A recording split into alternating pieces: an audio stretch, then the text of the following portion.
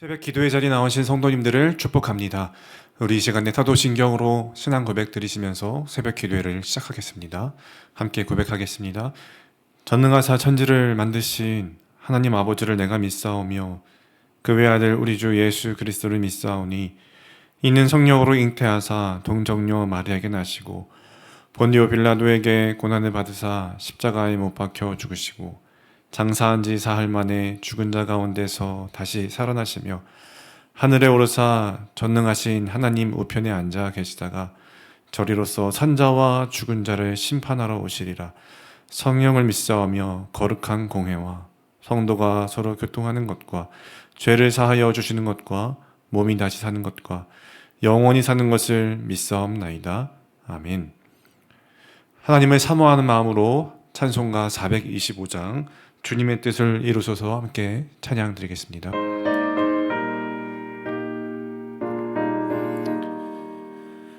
주님의 뜻을 이루소서 고요한 중에 기다리니 진흙과 같은 날 빚으사 주님의 형상 만드소서 주님의 뜻을 이루소서 주님 발 앞에 엎드리니 나의 맘속을 살피시사 눈보다 희게 하옵소서 주님의 뜻을 이루소서 병들어 몸이 피곤할 때 권능의 손을 내게 펴사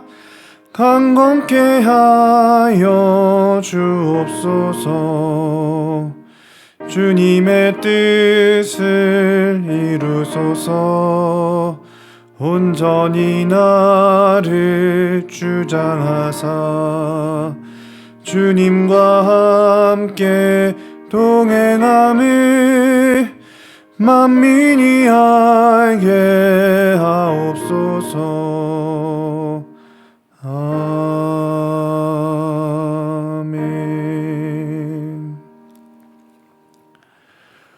오늘 우리가 함께 나누실 은혜의 말씀은 요한복음 6장 1절부터 15절 말씀까지입니다. 요한복음 6장 1절부터 15절 말씀입니다.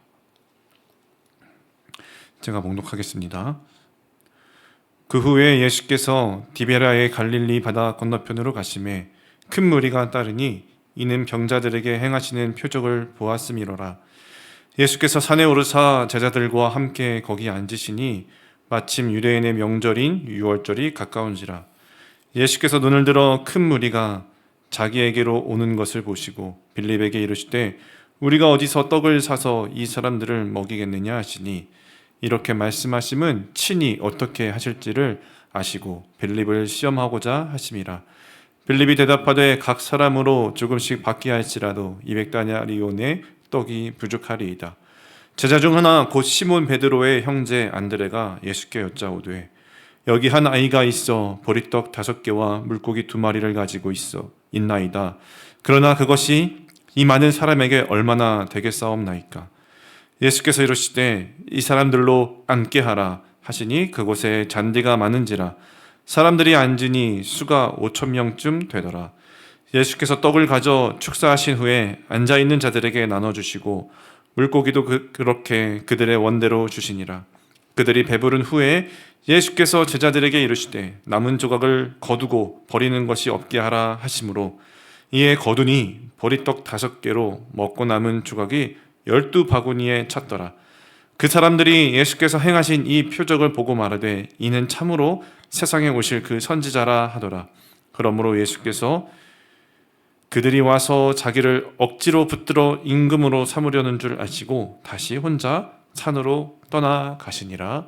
아멘. 우리는 각자의 필요와 상황 속에서 예수님을 향한 기대를 가지고 살아갑니다. 그런데 오늘 본문은 우리에게 한 가지 중요한 질문을 던지고 있습니다. 당신은 예수를 누구로 기대하고 있습니까? 라는 질문입니다. 여러분들은 예수를 누구로 기대하고 있으십니까? 여러분, 오늘 본문에 등장하는 제자들도요, 또 큰 무리들도요, 모두 예수님께 기대를 가지고 있었습니다. 제자들은 현실적인 한계 앞에서 예수님을 바라보았고, 무리들은 자신들의 필요를 채워줄 뿐으로 그렇게 예수님을 바라보았습니다. 그러나 요한복음은 이 사건을 통해서 단순히 떡이 많아진 기적을 기록하려고 하는 것이 아니죠. 바로 예수님이 누구신지를 오늘 본문은 드러내고 있습니다. 오늘 이 말씀을 통해서 우리가 예수님을 누구로 믿고 있는지, 그리고 어떤 믿음으로 예수님을 따르고 있는지를 함께 돌아보게 되기를 바랍니다. 먼저 첫 번째로 예수님은요, 제자들의 한계를 드러내시고 그 한계에서 일하신다라는 것입니다. 본문 5절을 보면 예수께서 큰 무리를 보시고 빌립에게 말씀하십니다. 빌립에게 이르시되 우리가 어디서 떡을 사서 이 사람들을 먹이겠느냐 하시니. 여러분, 이 질문은요, 단순히 떡을 어떻게 마련할 것인가를 물으시는 질문이 아닙니다. 6절을 보시면요, 예수께서 빌립을 시험하기 위해 물으셨다라고 기록하고 있습니다. 그러니까 이 질문은요, 떡이 어디 있느냐를 묻는 질문이 아니라 너는 나를 누구로 알고 있느냐를 묻고 있는 질문이라고 볼 수 있는 것이죠. 그런데 빌립은 어떻게 대답하고 있습니까? 200데나리온으로 부족합니다 라고 대답하고 있습니까? 빌립은 계산을 한 것이죠. 계산적인 말을 하고 있습니다. 9절을 보면 시몬과 안드레는 또 어떻게 말합니까? 보리떡 5개와 물고기 2마리가 있습니다 라고 말합니다. 그러나 이것이 이 많은 사람에게 얼마나 되겠습니까? 라고 또 묻고 있죠.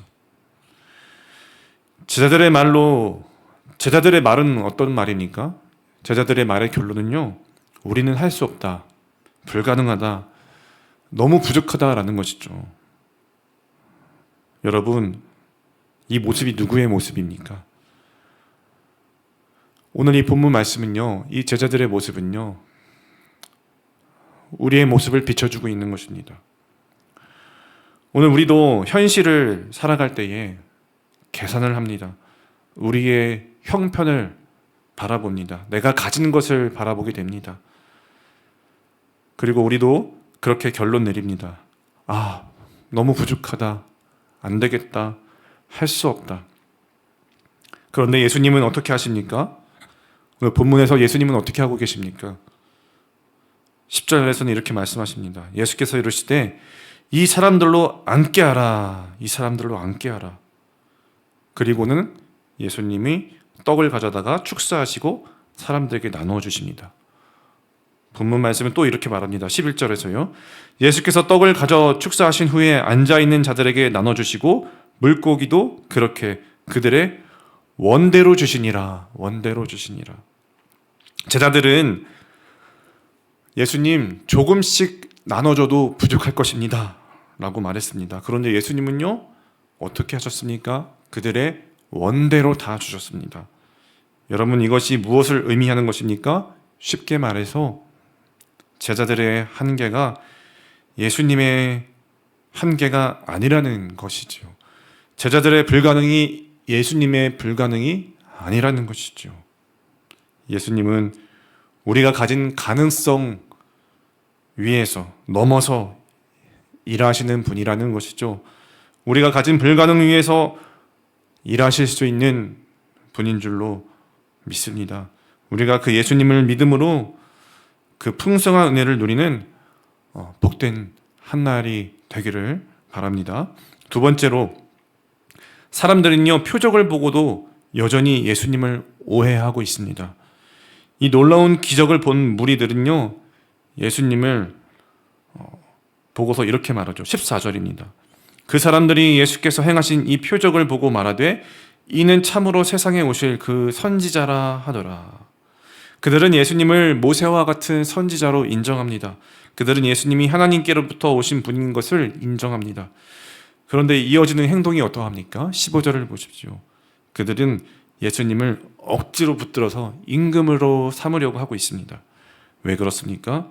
그들은 예수님을 자신들의 배를 채워줄 왕으로 그렇게 원했던 것이죠. 자신들의 문제를 해결해 줄 그러한 정치적인 왕으로 원했던 것입니다. 그들에게 중요한 것은 예수님이 누구신가가 아니라 예수님이 나에게 무엇을 해줄 수 있는가였습니다.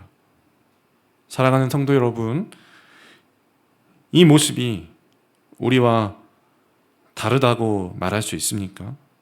우리는 예수님을 어떻게 알고 있습니까? 예수님의 어떤 것을 믿고 있습니까? 예수님이 생명의 주이시기 때문에 예수님을 그렇게 생명의 주님으로 모시고 있습니까? 아니면 나의 문제를 해결해 주시고 그렇게 해결해 주실 것이라고 생각하기 때문에 믿고 있습니까? 내 삶이 어려울 때, 내가 필요할 때, 그때에만 찾는 예수님은 아닙니까? 여전히 그런 신앙에 머물러 있지는 않는 우리가 아닙니까? 무리는 예수님을 왕으로 삼고 싶어 하였습니다. 그러나 예수님은 어떻게 하고 계십니까? 그 자리를 떠나가십니다. 왜 떠나가실까요? 예수님은 그들의 기대를 채워주는 왕으로 오신 것이 아니라 그들의 생명을 구원하는 생명의 떡으로 오셨기 때문입니다. 그러니까요, 여러분, 오히려 예수님께서 떠나가는 것이 그들에게도 좋은 편이었을 것입니다.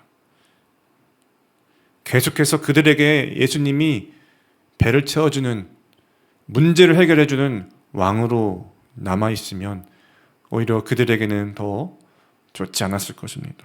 마찬가지로 오늘 우리가 바라는 대로, 우리가 원하는 대로, 우리의 뜻대로 되지 않는 삶의 부분이 있다면 그것이 우리가 진짜 예수님을 바로 알고 예수님이 주시는 생명을 누릴 수 있는 기회를 가져다 주는 것일 줄로 믿습니다. 사랑하는 성도 여러분, 오늘 우리는요, 이 새벽에 예배의 자리로 나아갈 때 무엇을 바라면서 구하면서 나아가고 있습니까? 문제 해결입니까? 형편의 변화입니까? 물론 주님은요, 우리의 모든 필요를 아시고 우리의 모든 필요를 채우시기를 원하실 것입니다. 우리의 삶을 돌아봐 주실 것입니다. 그러나 더 중요한 것은요, 예수님이 우리에게 주시고자 하고 싶어 하시는 것은 예수님 그 자신이라는 것입니다. 예수님이 누구신지를 우리가 분명하게 오늘도 믿고 그 믿음 안에서 생명을 얻기를 바라신다는 것입니다. 예수님은 단순히 우리의 문제를 해결해 주시는 분이 아니라 우리에게 생명을 주시는 분이십니다. 우리가 가진 것이 부족해도, 우리가 불가능 앞에서 할 수 없는 한계에 부딪혔을 때에도 괜찮습니다. 중요한 것은 그 부족함을 가지고 그 한계 앞에서 예수님께 나아간다면요, 예수님 안에서 무한한 가능성이 열리고 무한한 생명의 은혜를 누리며 우리는 그 예수의 생명 가운데서 복의 통로로서 살아갈 수가 있게 될 줄로 믿습니다. 여러분, 이 새벽에 우리의 삶의 형편과 상황이 어떠하든지, 나의 문제와 아픔이 어떠하든지 예수님을 생명의 주로 믿고 의지하는 우리가 되기를 바랍니다. 내가 가진 것을 의지하는 것이 아니라 예수님을 의지하는 것이고 예수님을 사랑하는 것입니다. 그 예수님께서 우리의 부족함 가운데서, 우리의 한계 가운데서 풍성하게 역사하여 주실 것입니다. 그 예수님을 신뢰하며 살아가는 저와 여러분 되시기를 주님의 이름으로 축원드립니다. 기도하겠습니다. 우리의 생명의 주 되시는 하나님 아버지, 오늘 말씀을 통하여서 우리가 예수님을 누구로 기대하며 살아가고 있는지를 돌아보게 하시니 감사합니다. 주님, 우리는 여전히 우리의 형편과 한계를 바라보며 부족함과 불가능함만을 말할 때가 많습니다. 그러나 우리의 한계가 주님의 한계가 아님을 오늘 말씀을 통해서 확인했습니다. 우리의 필요를 채워주시는 분을 넘어서 우리에게 생명을 주시는 그 주님 자신을 더 깊이 우리가 알게 하여 주옵소서. 환경보다 주님을 구하게 하시고 문제 해결보다 주님을 신뢰하는 믿음을 주시옵소서. 오늘도 우리의 부족함을 주님께 드리며 나아갑니다. 우리의 삶 가운데 역사하시는 주님을 신뢰하며 살아가는 삶을 하나님께서 도우시고 은혜로 덮으시사 복의 통로로 살아가게 하여 주시옵소서. 이 모든 말씀을 우리 구주 예수 그리스도의 이름으로 기도드리옵나이다. 아멘. 우리 합심하여서 말씀을 기억하며 기도하겠습니다. 기도할 때에 예수님을 바로 알고 신뢰하는 믿음을 허락하여 주시옵소서.